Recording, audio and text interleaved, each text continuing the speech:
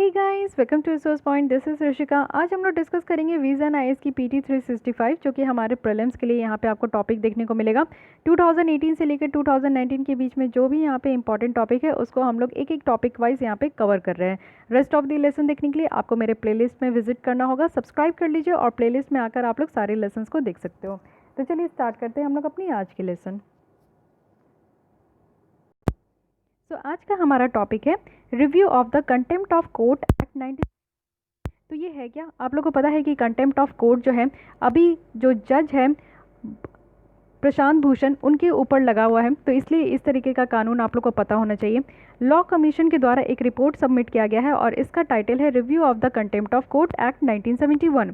ये जो एक्सप्रेशन है कंटेम्प्ट ऑफ कोर्ट, ये आपका कहीं भी संविधान में नहीं डिफाइन किया गया है, which is very important. Please note it down कि संविधान में ये कंटेम्प्ट ऑफ कोर्ट कहीं भी डिफाइन नहीं किया गया।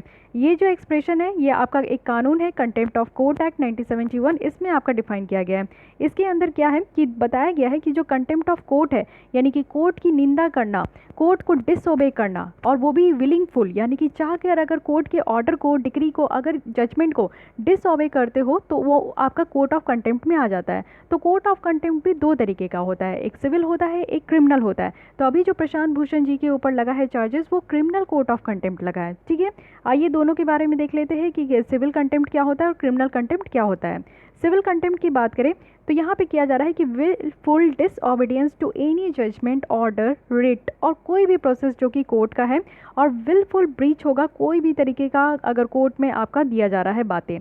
तो यानी कि कोर्ट के द्वारा अगर कोई भी जजमेंट लाया जा रहा है, कोई भी यहाँ पे डिक्री ऑर्डर पास हो रहा है, तो उसका अगर आप डिसओबे करते हो, उसको आप मानते नहीं हो, उसकी निंदा करते हो, तो आपके ऊपर सिविल कंटेम्प्ट ऑफ कोर्ट लग जाएगा। ठीक है, क्रिमिनल कंटेम्प्ट कब लगता है? क्रिमिनल कंटेम्प्ट होता है यानी कि आप कुछ इस तरीके का एक्ट कर रहे हो या कोई एक्ट या कोई मैटर को आप पब्लिश कर रहे हो, जैसे कि मान लीजिए कि ऐसा कुछ काम कर रहे हैं जिससे कि कोर्ट की अथॉरिटी जो है वो कम हो जाए, कोर्ट की अथॉरिटी पे जो है दाग लग जाए, या फिर ये आपका इंटरफ्रेंस देखने को मिले, कोई भी जुडिशियल प्रोसीडिंग में अगर इंटरफ्रेंस हो रहा है गलत तरीके से, या फिर यहाँ पे रोका जाए, ऑब्स्ट्रक्ट किया जाए, या फिर इंटरफेयर किया जाए जस्टिस का यानी कि एडमिनिस्ट्रेशन ऑफ जस्टिस किसी भी अदर मैनर में। यानी कि मान लीजिए कि अगर आप सिर्फ जो ऑर्डर दिया गया, जजमेंट दिया गया, उसका डिसओबे करते हो तो आपके ऊपर सिविल कंटेम्प्ट लगेगा। लेकिन क्रिमिनल कंटेम्प्ट तब लगेगा जब आप ऐसा कोई एक्ट कर रहे हो या फिर कोई ऐसा आप मैटर पब्लिश कर रहे हो जिससे कि कोर्ट की जो अथॉरिटी है ना, गरिमा है कोर्ट की, वो ख़राब हो रही है, कोर्ट की जो निंदा हो रही है, कोर्ट का जो जुडिशियल प्रोसीडिंग है उसमें आप यहाँ पे इंटरफेयर कर रहे हो गलत तरीके से, या फिर यहाँ पे जो एडमिनिस्ट्रेशन ऑफ जस्टिस है उसको ऑब्स्ट्रक्ट कर रहे हो या फिर इंटरफेयर कर रहे हो, तो इसको यहाँ पे आपका क्रिमिनल कंटेम्प्ट के अंदर लाया जाता है। इनोसेंट पब्लिकेशन और distribution of some matter, fair accurate report of judicial proceeding हो गया, फेयर या रिजनेबल क्रिटिसिज्म जो कि जुडिशियल एक्ट का हो गया, या फिर किसी भी एडमिनिस्ट्रेटिव साइड यानी कि जुडिशियरी का जो एडमिनिस्ट्रेटिव साइड के ऊपर कमेंट करना, तो ये सब आपका कंटेम्प्ट ऑफ कोर्ट के अंदर नहीं आता है। यानी कि मान लीजिए कि आप कोई पब्लिकेशन कर रहे हो लेकिन एक इनोसेंट पब्लिकेशन है, उससे कहीं से भी ऐसा नहीं लग रहा है कि हमारे कोर्ट की जो है निंदा हो रही है, हमारे कोर्ट की अथॉरिटी डाउन हो रही है, ऐसा नहीं लग रहा है। या फिर कोई भी ऐसा मैटर है जिसको कि डिस्ट्रीब्यूशन हो रहा है, फेयर तरीके से हो रहा है, सही तरीके से हो रहा है, आपका कोई भी किसी का भी कोई ऐसा गलत मोटिव नहीं है कि कोर्ट को यहाँ पे जो है नीचा दिखाया जाए, तो वो ये सारी चीज़ जो है ना, और इवन कमेंट भी करना, मान लीजिए कि कोई administrative side of the judiciary का ये कोई भी कमेंट कर रहा है तो वो पॉजिटिव कमेंट है तो उसमें भी कंटेम्प्ट ऑफ कोर्ट का चार्जेस नहीं लगेगा। कंटेम्प्ट ऑफ कोर्ट एक्ट 1971 जो है वो 2006 में अमेंड किया गया था और इसमें एक डिफेंस ऑफ ट्रूथ भी रखा गया था जो कि सेक्शन 13 ऑफ ओरिजिनल लेजिस्लेशन में, और इसमें ये इम्प्लाई किया गया था कि कोर्ट को यहाँ पे परमिट करना होगा यानी कि सच के थ्रू यहाँ पे जस्टिफिकेशन करना होगा, और ये एक वैलिड डिफेंस है यानी कि बचाव भी दिया गया है।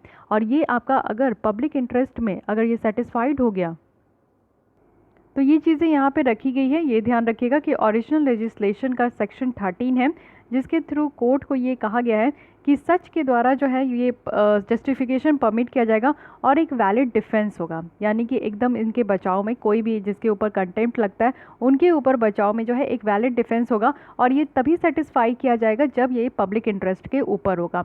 जैसे आप लोग देख रहे हो कि प्रशांत भूषण जी का जो केस है वो बहुत ज़्यादा हाईलाइट हो गया है, तो अगर इनके ऊपर जो है ना इस तरीके का भी रखा गया है प्रोविज़न कि अगर वो सॉरी बोल देते हैं, वो क्षमा मांग लेते हैं, तो फिर इस तरीके का कंटेम्प्ट का चार्जेस उनसे हटा लिया जाता है। बट अगर वो वो क्षमा नहीं मांगते हैं, वो सॉरी नहीं, एक्सक्यूज़ नहीं मानते, तो फिर उनके ऊपर जो है ना ये सच समझ के उनका जो ऊपर चार्जेस लगता है फिर उसी के ऊपर वो प्रोसीड होता है। लेकिन डिपेंड करता है पब्लिक इंटरेस्ट पे भी कि पब्लिक इंटरेस्ट यहाँ पे यानी कि जनता इससे सेटिस्फाइड है कि नहीं। ठीक है, तो ये भी चीज़ें ध्यान रखिएगा।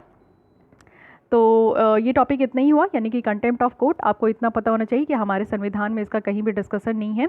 ये जो लाया गया है कंटेम्प्ट ऑफ कोर्ट एक्ट 1971, इसके तहत दो यहाँ पे होता है, सिविल और कोर्ट, सिविल और क्रिमिनल। तो सिविल में होता है कि अगर आपने स्वेच्छा से डिसओबे कर दिया सुप्रीम कोर्ट के जजमेंट, ऑर्डर, रिट, तो उसमें आपका सिविल कंटेम्प्ट लगेगा। क्रिमिनल कंटेम्प्ट तभी लगेगा जब किसी भी तरीके का आपका एक्ट होगा जिसमें ये पता चलेगा कि आप कोर्ट की गरिमा को डाउन करना चाह रहे हो। ठीक है, तो आज के लिए इतना। नेक्स्ट हम लोग मिलते हैं सेंट्रल सिविल सर्विस रूल 1964। तो आज के लिए थैंक यू।